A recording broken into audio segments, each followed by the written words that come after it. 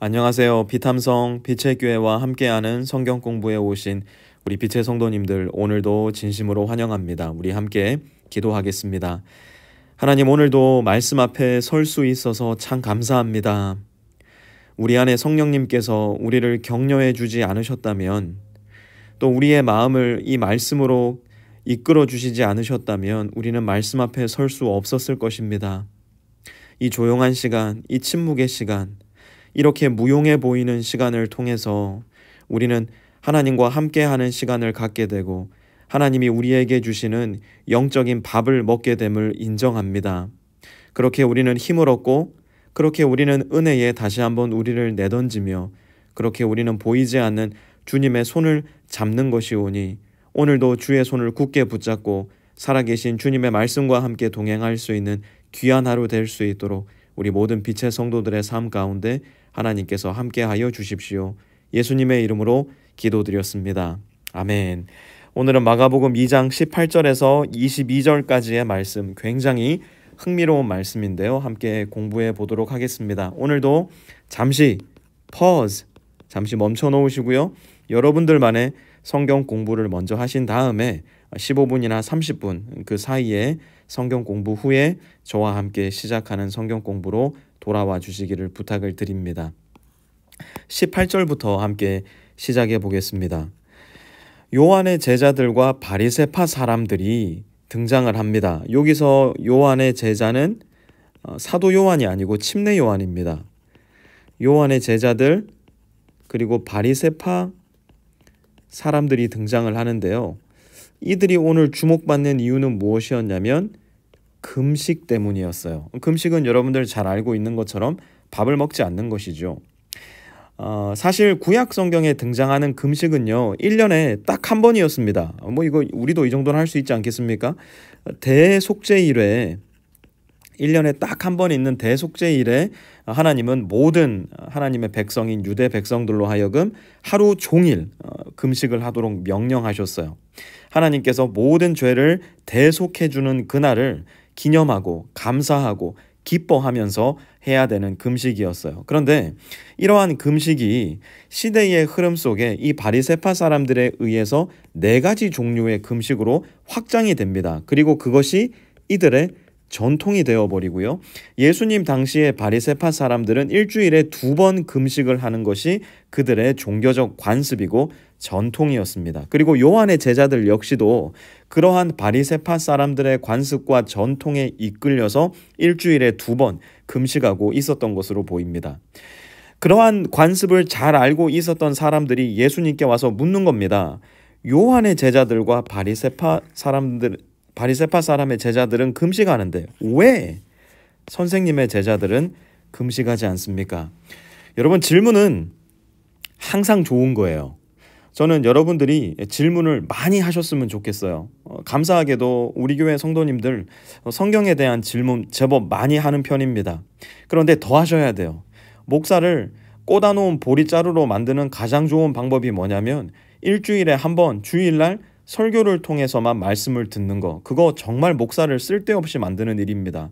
여러분, 주중에도 성경을 읽다가 궁금한 거 있으시면요, 저한테 막 문자 보내셔야 돼요. 전화하셔야 돼요. 메시지 하셔야 돼요. 그래서 저와 여러분들 간의 말씀의 교제가 계속 일어나야 돼요. 많은 분들이 걱정하세요. 제 질문이 너무 수준이 낮아서요. No way. 수준 낮은 질문은 없어요. 수준 낮은 사람만 있습니다. 죄송합니다만 제가 단도직입적으로 말씀드릴게요. 수준 낮은 그리스도인 어떤 사람들이냐? 말씀을 읽고 궁금해하지 않는 그리스도인들, 말씀을 읽고 질문이 없는 그리스도인들, 말씀을 읽고 의심하지 않는 그리스도인들, 수준 낮은 그리스도인들이에요. 그래서 제가 말씀드리잖아요. 목사와 1년이 지나도록 말씀을 가지고 개인적으로 교제한 적이 없다. 신방을 가도 말씀에 대해 얘기를 안 해요.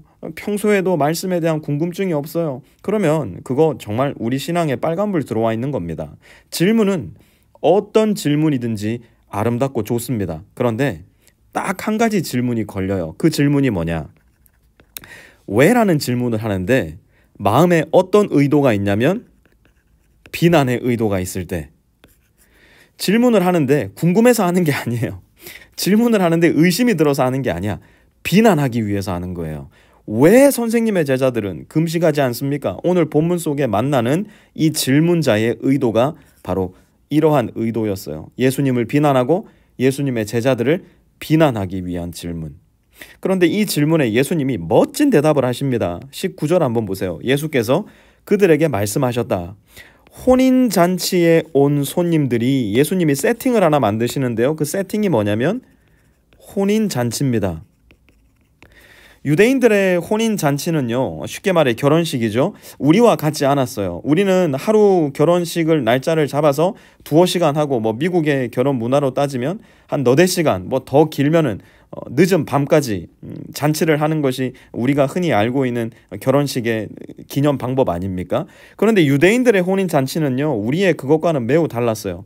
유대인들의 혼인잔치는 일단 7일간 계속됩니다.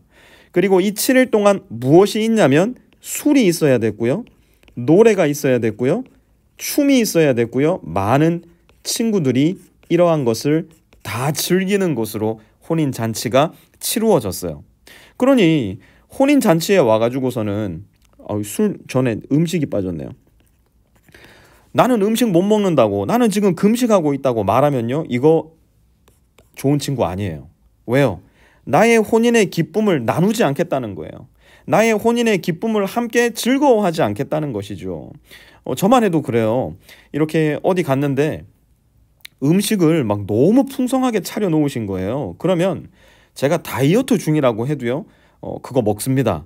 반대로도 마찬가지예요. 우리 집에 막 음식을 정말 정갈하게 차려놨는데 식탁에 앉자마자 이렇게 얘기한다 생각해 보세요. 목사님, 저 지금 다이어트 중인데요. 이래 버리면요, 마음이 굉장히 속상합니다. 왜요?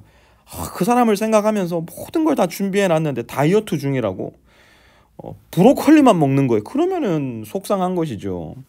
예수님이 그 말씀하시는 거예요. 내가 온 것은 함께 즐거워하고 기뻐하고 감사하기 위해서 온 것인데, 내가 왔는데 금식을 하고 있다? 내가 왔는데 즐기지 않겠다고 하고 있다? 내가 왔는데 엄숙한 표정을 하고 있다? 신랑과 함께 있는 동안에 금식할 수 있느냐? 예수님은 자기 자신을 신랑으로 비유하고 예수님을 믿는 모든 사람들을 혼인잔치에 온 손님, 친구, 더 나아가 신부로 비유하심으로 인해서 예수님이 있는 그때에는 금식할 수 없다라고 말씀하고 계신 거예요. 그런데 거기서 끝이 아닙니다. 20절 보세요. 그러나 신랑을 빼앗길 날이 올 터인데, 신랑을 빼앗길 날은 언제일까요? 예수님이 십자가에 못 박히시는 날이에요. 더 의미를 확장해서 이야기한다면 이제 이 시대를 살아가는 우리, 예수님의 다시 오심을, 예수님의 재림을 기다리는 지금 이 순간을 이야기하는 것일 수도 있어요. 예수님은 자기 자신이 십자가에 못 박히시게 될 것을 명확하게 알고 계셨고, 바리새파 사람들에 의해서, 종교적인 사람들에 의해서 이 십자가에 자기 자신이 내어짐을 당할 것을 잘 알고 계셨어요. 예수님이 온 것이 어떤 의미인 것을 이렇게 설명하십니다. 21절 보세요. 생배 조각을 낡은 옷에 대고 깁는 사람은 없다. 그렇게 하면 새로 된 조각이 낡은 데를 당겨서 더욱더 심하게 찢어진다. 오늘날 우리는 너무 부유하게 살아서요, 찢어진 옷 그냥 버려버리죠. 그런데 여러분들 어렸을 당시만 생각해 봐도요, 옷이 어디 찢어지면 분명히 이렇게 실로 기워서 입으셨을 겁니다. 양말에 빵꾸 나면 안 버리죠. 실로 어머니가 잘 기워 주셔가지고 신으셨던 기억들 아마 다들 계실 겁니다. 그런데 이때 유대인들의 삶은 지금 우리의 어렸을 적보다 훨씬 더 곰핍하고 어려운 상황이었죠. 예를 들자면 이런 겁니다. 이렇게 옷이 있는데요, 여기 구멍이 난 거예요. 그러면 어떻게 합니까? 여기에 생배 조각을 이렇게 대주는 겁니다. 문제는 뭐냐면 이 옷은 많이 입고 빨고 해서 이제는 늘어날 만큼 다 늘어난 헌옷이에요. 근데 생배 조각은요, 이것은 아주 짠짠한 가죽이거든요. 그런데 이렇게 붙여놓고 이제 빨아야 될 거 아닙니까? 이렇게 빨면 어떻게 돼요? 이 가죽 조각이, 여러분, 가죽에 물 묻히면 어떻게 됩니까? 쪼그라듭니다. 그러니 이 생배 조각이 점점 더 안으로 쪼그라드는 거예요. 그렇게 되면서 이쪽 부분의 옷을 당기는 것이죠. 그러니 이렇게 당기면 옷이 어떻게 됩니까? 결국은 이 생배 조각과 함께 옷이 찢어져 버리는, 심하게 찢어지는 일이 일어나게 되더라는 거예요. 22절도 마찬가지 비유입니다.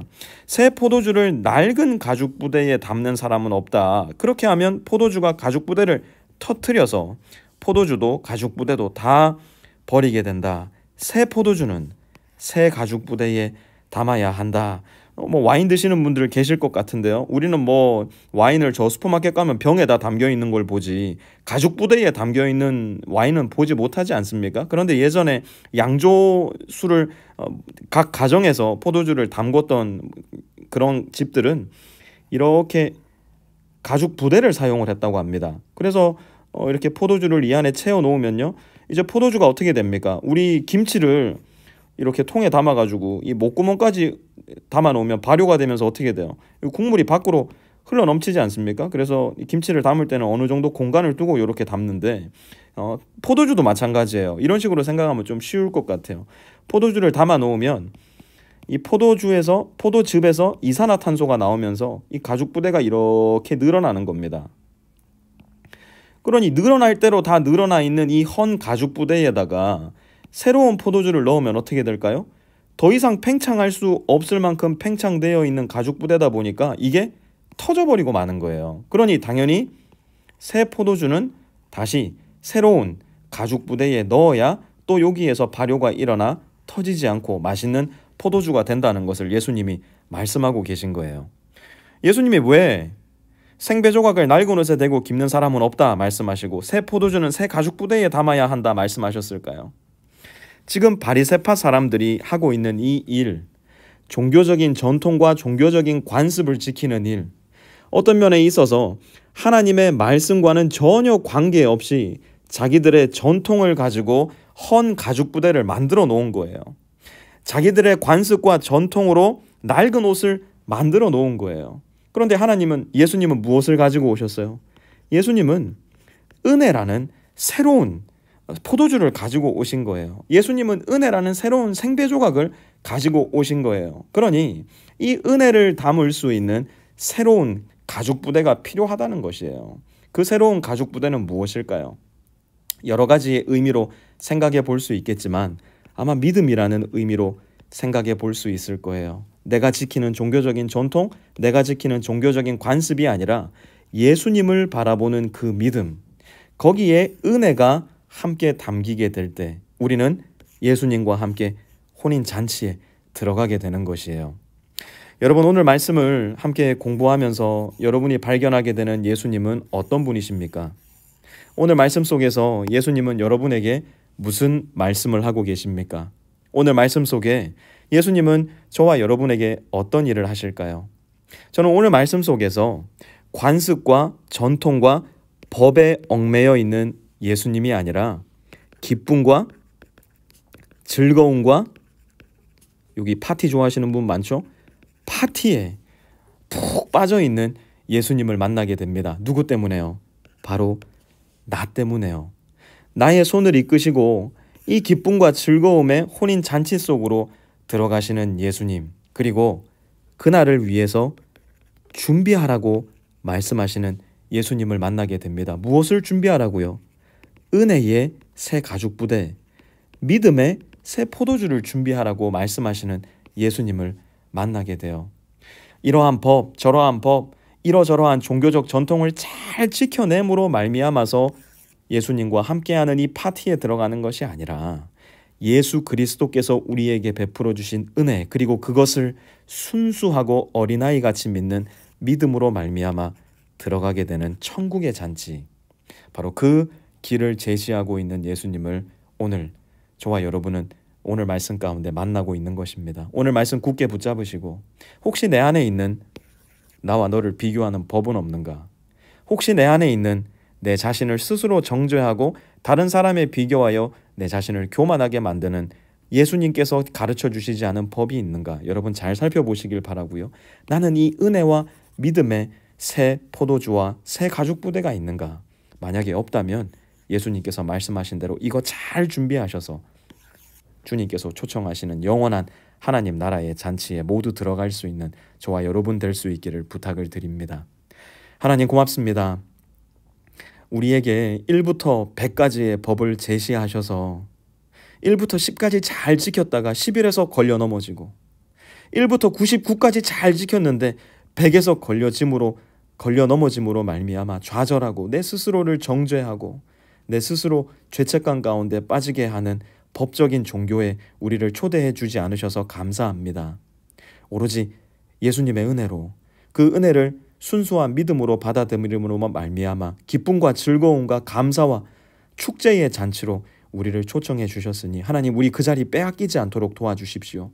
그 자리를 굳게 붙잡기 위해서 예수님만을 바라볼 수 있는 우리가 될 수 있도록 도와주시고, 예수님이 우리 안에서 끊임없이 생산해 내시는 기쁨과 즐거움을 마음껏 누리며 이 세상을 살아가고 다른 이들에게도 그 기쁨과 즐거움의 복음을 마음껏 전할 수 있는 우리 모든 빛의 성도들 될 수 있도록 하나님 도와주시옵소서. 예수님의 이름으로 기도드렸습니다. 아멘.